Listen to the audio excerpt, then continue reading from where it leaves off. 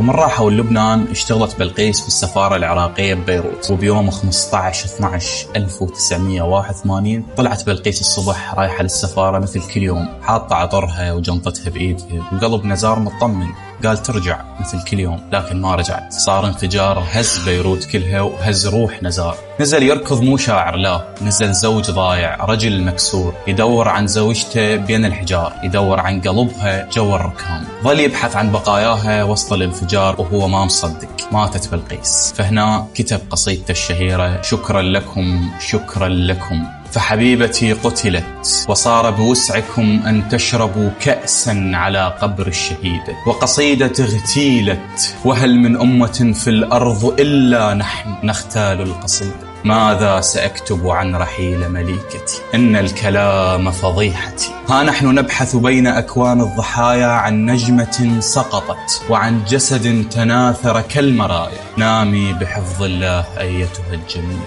فالشعر بعدك مستحيل والأنوثة مستحيل. نزار كتب البلقيس وهو حزين وبدون ما تسمعه هي، بس احنا بعدنا نقدر نكتب لأحبابنا وهم يسمعون. لا تنتظر تفقد أحد حتى تكتشف قيمته. عبر عن حبك، ساند، اهتم، لأن الوداع أحيانا يجي بلا موعد وياخذ كل شوية.